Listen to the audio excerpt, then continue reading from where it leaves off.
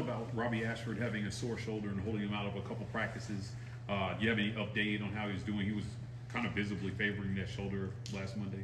Yeah, I thought Wednesday in practice he was fairly close to full speed, well enough to take reps, and thought he had another good practice. So I saw in the team, I didn't get to talk to him because we've got quite a few people here today, recruits and other things.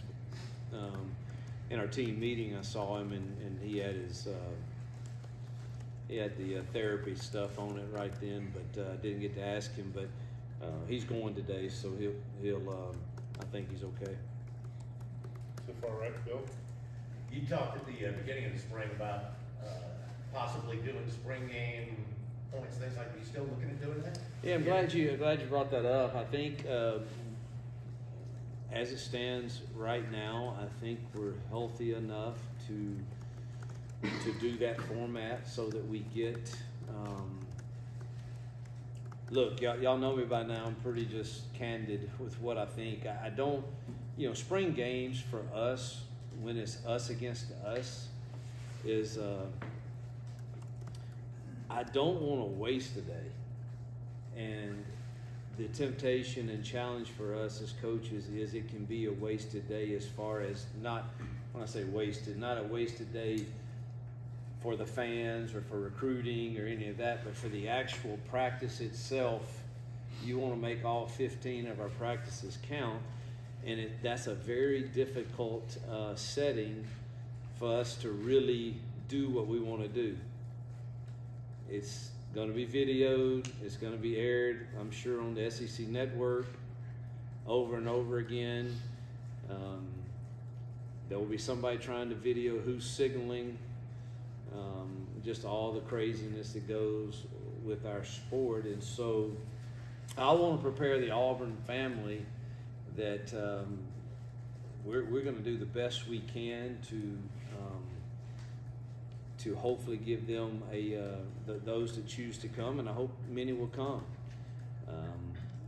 But we're going to give them a game that day that I hope that they can enjoy, but yet understand, gosh, we don't really know who we are offensively right now. And that's probably the way I want it to be perceived by most, because we're a new staff, and one of the advantages that we might have coming into a season is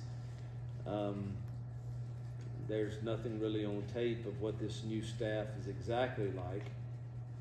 So I don't know if I'm making sense, but for the format of the spring game, we will the defense will be given a selected number of points. I will let our staff decide that, and then I will start drives at various spots, and hopefully some end in points. And if the defense can hold the offenses to under that point, the defense wins the spring game, and they'll get to eat steak or something, and the losers will eat a hot dog.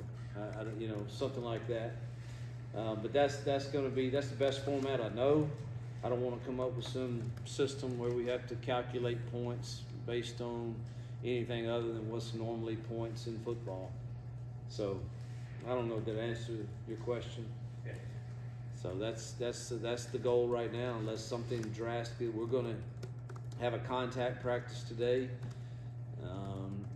and non-contact Wednesday, and a walkthrough Friday. So hopefully we get through the day fairly well and can pull that off for Saturday.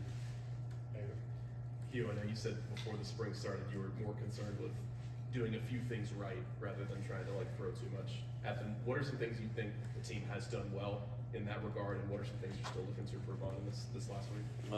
I've been pleased with our tackling in the tackle periods. Now, granted, we haven't had that many, but typically when you don't do that, you're really concerned.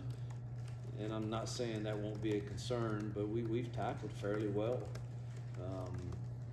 in the scrimmages. I think offensively we feel pretty good about 2 or 3 run schemes that we're doing that have been successful, and I think we have good variety with those. still think we're searching for consistency in exactly what the what's going to be our bread and butter in the passing game, and then defensively, you know, probably just how much more are we going to add, you know, to have enough in the arsenal to have a great game plan. Jason? First of all, thanks for keeping equations out of it for us and no math for the spring game. You Touchdown, 6 points. Extra points gonna be 1. That's it. Yeah, if they pick it off and run for a touchdown, that's also 6 points. Yeah, Yeah. we got that. When you You look don't at- get a point for a fumble. yeah, I'm glad we're not doing all like that. Yes. When you look at this final week, how have you seen the offense progress? Have they taken some steps since you guys kind of changed the way the teaching has gone? Truthfully, Wednesday was the exact opposite of the previous Friday, and it was a total domination by the offense, which I don't have the luxury of leaving the practice field feeling good either way. So I thought 2 Fridays ago we stunk on offense, and I hope we're really good on defense. And then Wednesday I left practice thinking we stink on defense. Maybe we're pretty good on offense. So the truth is probably somewhere in the middle, and we're nowhere near where we need to be on either side yet. But the offense had a really good day Wednesday. Tobias, back left. Coach Freeze, how do you mentioned giving the fans a good show, as obviously part of it, especially in your first year, but also getting what you need to get done. What's the process on that? How do you work through that? Well, the first step was to come before the media day for y'all to get the message out to the fans that don't expect too much. Truthfully, I think expectations when you have unrealistic expectations and they're not met, I think this is anything in life, period, football, life.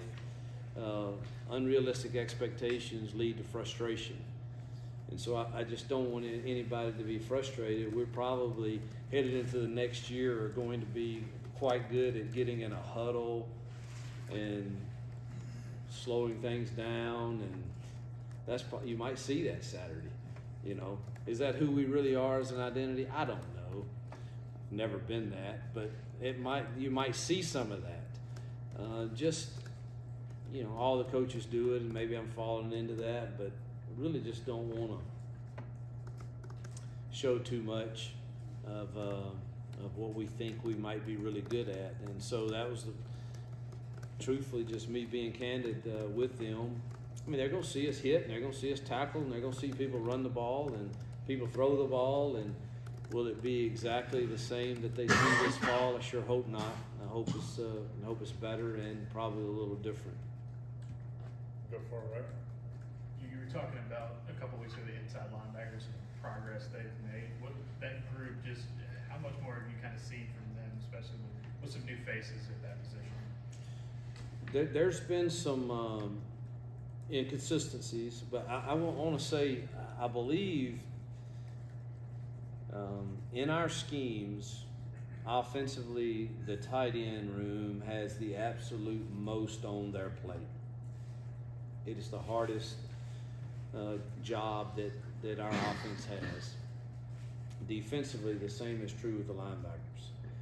And so it's brand new. All the verbiage is new. Your installations are new. There's a lot on them, and some of the times it just takes reps, and that'll lead into fall camp. But I think, you know, truthfully, I think when I look at the linebacker room, you know, I think Eugene and Austin and Cam and Robert and Wesley and obviously, hopefully, Tolan can come along as a young kid too, and Powell, all those guys. But I really think that Eugene and Austin, Cam, Robert, and Wesley are solid players. Bill? All right. Last week you talked about Holden standing out, having a good week. How did things go for him last week? Solid. I think he has a real chance to be a solid quarterback, but I think the other two, again, had good days also, better days. And so this the interesting thing will be their response to the competition that's created and that has been created, that will continue to go on. And being the quarterback to me at an SEC school, at a place like Auburn, carries a lot of weight with it. And that weight doesn't end when spring practice 15 is over. And how does that go through summer? What does that look like in the leadership of this team? And that will all play into ultimately who gets that first nod. And it'll be interesting to see how all respond to that. Jason? You talk about running backs and having a strong day. What have you seen out of that room with Jarquez and Damari and Ryan Batiste, especially those guys? Well, I think Jarquez is special. I do. I think he's probably the best running back I've ever coached, truthfully. And I haven't had a lot of great ones, but I think he's a really, really good running back. We had solid ones, Jordan Wilkins and that crew at Ole Miss were pretty good. Day Hunter was the best one we had at Liberty. I had a pretty good one at Arkansas State and Frankie, but I think Jarquez is the best that I've coached thus far, and excited about his demeanor and the way he goes about his work, keeps his mouth shut and just goes to work. And if you want to play kickoff team or punt team, or he's all, let's go, let's do it. And not that we want him to do that. Really excited about Damari too. And I think Brian adds a different dimension to that group. So hopefully we can stay healthy there. We're going to stay along front row, 3 in a row. Coach, you clearly don't want to put anything on tape that can be evaluated by anybody who's going to be game planning against you. But what do you hope to get from A-Day, given what you said? Like, what makes A-Day a success? This will be the biggest game some of these kids have played in. Well, I'm going to cry again for the solution to the solution is allow us to scrimmage somebody on A-Day, another team. And I think everybody would get out of it exactly what they want. And if everybody's doing that, then, and let's adopt a charity to give all the proceeds to. Let's take foster care in the state of Alabama or orphan care in the state of Alabama, and let's Alabama play Troy and we play UAB or vice versa or whoever, I don't care, or Alabama State or whoever, and people will come see that. And you're decreasing your injury possibilities by 50%. And coaches are smart enough to control, we're not going to hit each other's quarterbacks. We practice that way. And if you want to put a blue jersey or a different jersey on somebody that's don't take to the ground, we can do that. And I just think it would be great for the sport. I think it would be awesome. NFL gets to scrimmage against others. High schools get to scrimmage against each other. And I just, for the life of me, I don't understand why we haven't gotten to that point where we can pull that off and do something that would be helpful to some organization in each state. And if every college, every state did this, and we could make an impact on some people that need it. And that would be my idea. And until that happens, I think all of us are going to be very guarded. Number one, you don't want to get anybody hurt, and you know that everybody's probably videotaping your signalers and everything else that's going on. So you just it's just kind of an uncomfortable day. So what do I want to get out of it? I want our fans to be excited about the momentum that is being created here. Do we have still a ways to go? Yes. But that doesn't mean we can't be excited about where we are currently. And somehow I've got to try to figure out a way that I want all of those things to occur. And that's not easy. Brian? Yes, anybody catch your eye last week? Maybe a player that's really improved from practice 1 to say 12? Yes, Messiah and the Seal Kite. I thought he improved probably the most from practice 1 to last week in the D-line as any. He was disruptive and plays the game extremely passionately and hard. He definitely caught my eye. Ken Lee has just continued to catch our eye and flash. I think he's got a chance. Gilbert at safety, I thought, made a lot of strides also. So those are kind of guys defensively that did.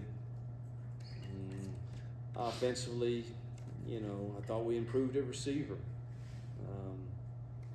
We caught the ball better. We were more consistent.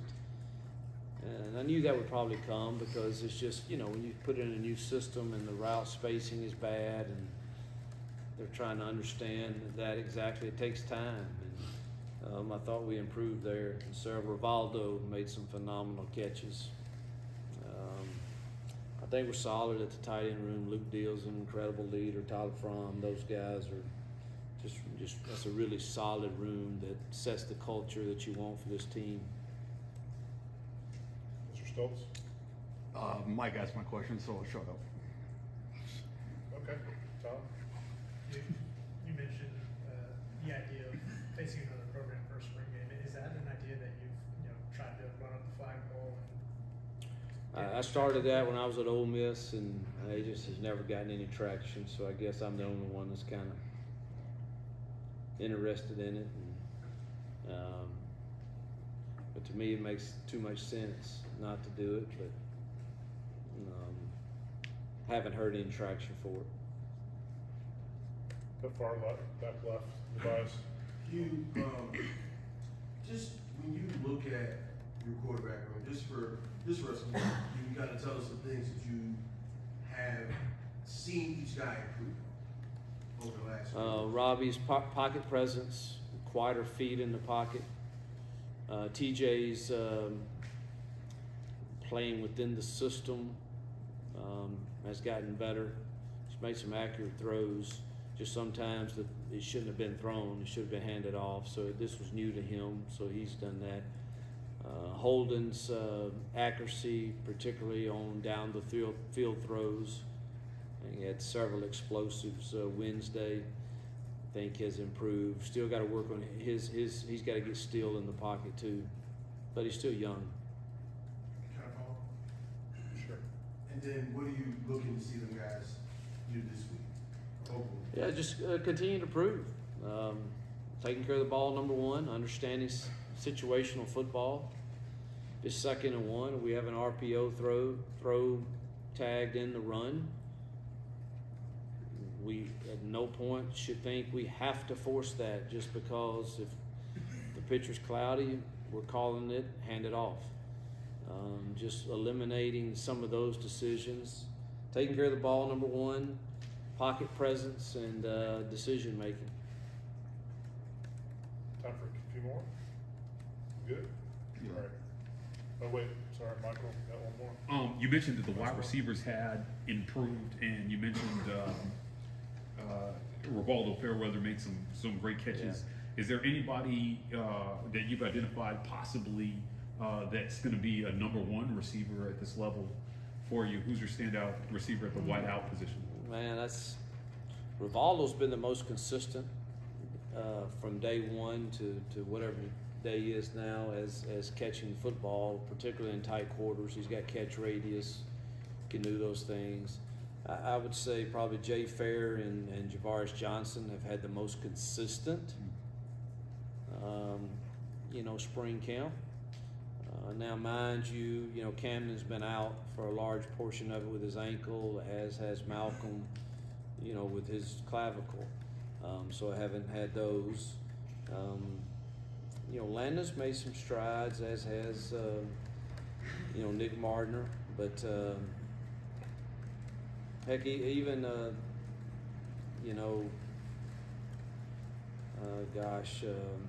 Dawson had 2 long explosive catches the other day. So I think all have improved some. It's just way too early. I mean, you're going to play in this system 8 receivers a game, and I don't really care who's first team, second. I don't really care about all that. I care that they understand what we're doing and are in the right spots, doing the right technique, and hopefully can finish plays. Our coach. Thank you very much. Thank y'all. Appreciate it. Thanks, Coach.